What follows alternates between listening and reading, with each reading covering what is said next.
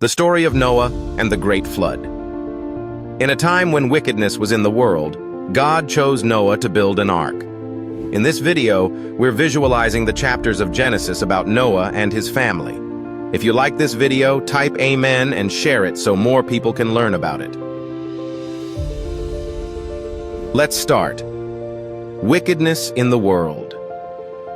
When human beings began to increase in number on the earth and daughters were born to them, the sons of God saw that the daughters of humans were beautiful, and they married any of them they chose. Then the Lord said, "My spirit will not contend with humans forever, for they are mortal. Their days will be 120 years. The Nephilim were on the earth in those days, and also afterward, when the sons of God went to the daughters of humans and had children by them. They were the heroes of old, men of renown.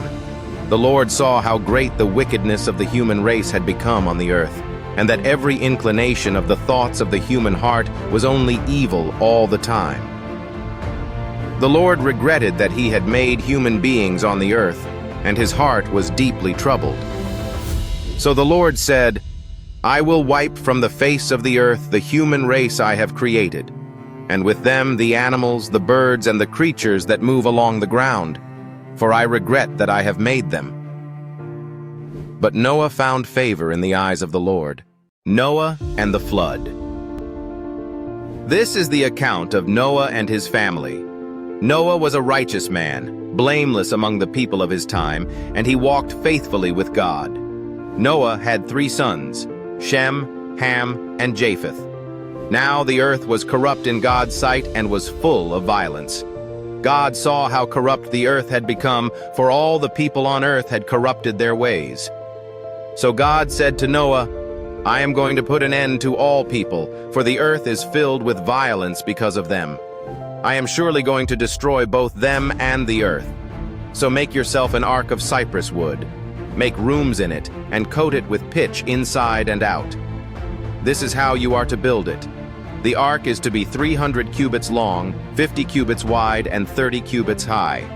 Make a roof for it, leaving below the roof an opening 1 cubit high all around. Put a door in the side of the ark and make lower, middle, and upper decks. I am going to bring floodwaters on the earth to destroy all life under the heavens, every creature that has the breath of life in it.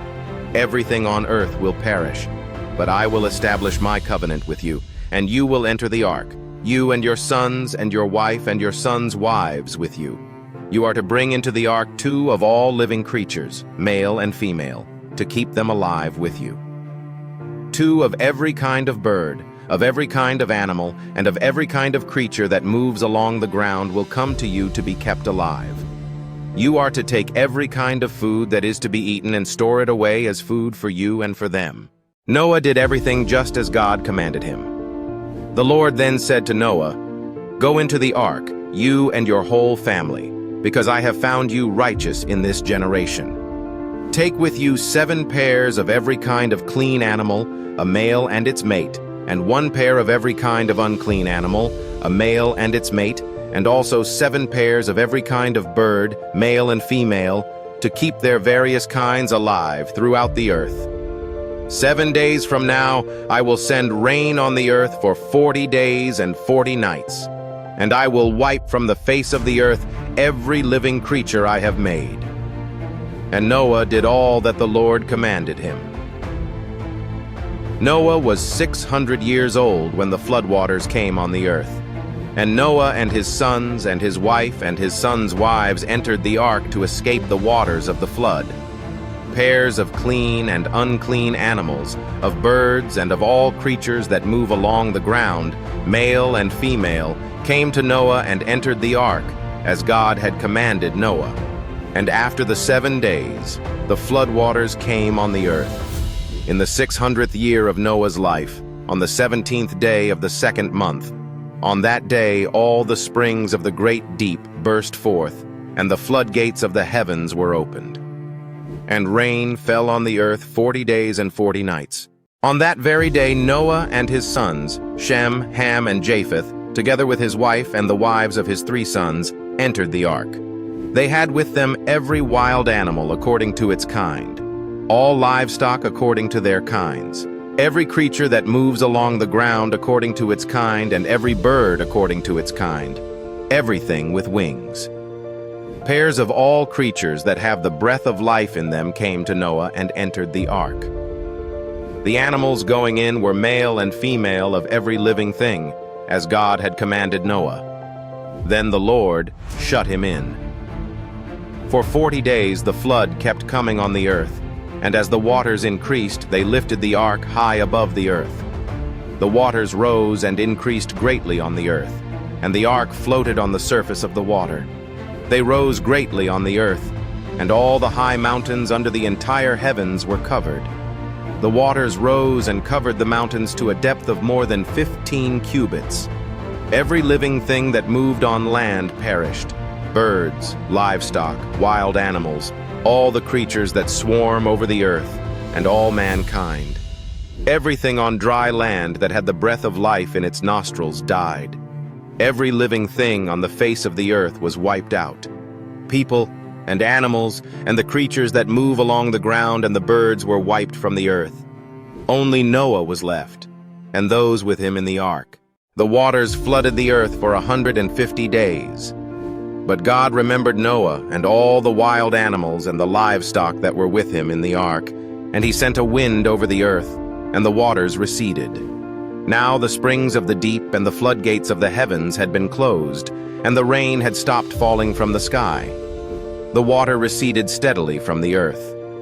At the end of the 150 days the water had gone down, and on the 17th day of the 7th month the ark came to rest on the mountains of Ararat. The waters continued to recede until the 10th month, and on the first day of the 10th month the tops of the mountains became visible. After 40 days, Noah opened a window he had made in the ark and sent out a raven, and it kept flying back and forth until the water had dried up from the earth. Then he sent out a dove to see if the water had receded from the surface of the ground. But the dove could find nowhere to perch, because there was water over all the surface of the earth. So it returned to Noah in the ark. He reached out his hand and took the dove and brought it back to himself in the ark. He waited 7 more days and again sent out the dove from the ark. When the dove returned to him in the evening, there in its beak was a freshly plucked olive leaf. Then Noah knew that the water had receded from the earth. He waited 7 more days and sent the dove out again, but this time it did not return to him. By the first day of the first month of Noah's 601st year, the water had dried up from the earth. Noah then removed the covering from the ark and saw that the surface of the ground was dry. By the 27th day of the 2nd month, the earth was completely dry. Then God said to Noah, "Come out of the ark, you and your wife and your sons and their wives. Bring out every kind of living creature that is with you, the birds, the animals, and all the creatures that move along the ground, so they can multiply on the earth and be fruitful and increase in number on it." So Noah came out, together with his sons and his wife and his sons' wives. All the animals and all the creatures that move along the ground and all the birds, everything that moves on land, came out of the ark, one kind after another. Then Noah built an altar to the Lord, and taking some of all the clean animals and clean birds, he sacrificed burnt offerings on it. The Lord smelled the pleasing aroma and said in his heart, "Never again will I curse the ground because of humans, even though every inclination of the human heart is evil from childhood, and never again will I destroy all living creatures as I have done. As long as the earth endures, seed time and harvest, cold and heat, summer and winter, day and night will never cease." God's covenant with Noah. Then God blessed Noah and his sons, saying to them, "Be fruitful and increase in number and fill the earth. The fear and dread of you will fall on all the beasts of the earth and on all the birds in the sky, on every creature that moves along the ground and on all the fish in the sea. They are given into your hands. Everything that lives and moves about will be food for you. Just as I gave you the green plants, I now give you everything. But you must not eat meat that has its lifeblood still in it. And for your lifeblood, I will surely demand an accounting. I will demand an accounting from every animal, and from each human being too. I will demand an accounting for the life of another human being. Whoever sheds human blood, by humans shall their blood be shed. For in the image of God has God made mankind. As for you, be fruitful and increase in number. Multiply on the earth and increase upon it.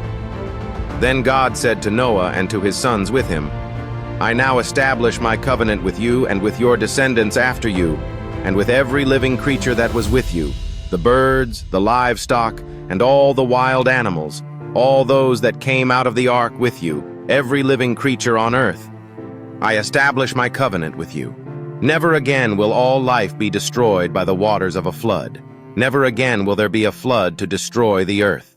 And God said, This is the sign of the covenant I am making between me and you and every living creature with you, a covenant for all generations to come. I have set my rainbow in the clouds, and it will be the sign of the covenant between me and the earth. Whenever I bring clouds over the earth and the rainbow appears in the clouds, I will remember my covenant between me and you and all living creatures of every kind. Never again will the waters become a flood to destroy all life. Whenever the rainbow appears in the clouds, I will see it and remember the everlasting covenant between God and all living creatures of every kind on the earth. So God said to Noah, This is the sign of the covenant I have established between me and all life on the earth. The sons of Noah. The sons of Noah who came out of the ark were Shem, Ham, and Japheth. Ham was the father of Canaan. These were the 3 sons of Noah, and from them came the people who were scattered over the whole earth. Noah, a man of the soil, proceeded to plant a vineyard. When he drank some of its wine, he became drunk and lay uncovered inside his tent. Ham, the father of Canaan, saw his father naked and told his 2 brothers outside. But Shem and Japheth took a garment and laid it across their shoulders. Then they walked in backward and covered their father's naked body. Their faces were turned the other way so that they would not see their father naked. When Noah awoke from his wine and found out what his youngest son had done to him, he said, Cursed be Canaan. The lowest of slaves will he be to his brothers. He also said, Praise be to the Lord, the God of Shem. May Canaan be the slave of Shem. May God extend Japheth's territory. May Japheth live in the tents of Shem, and may Canaan be the slave of Japheth. After the flood, Noah lived 350 years. Noah lived a total of 950 years, and then he died.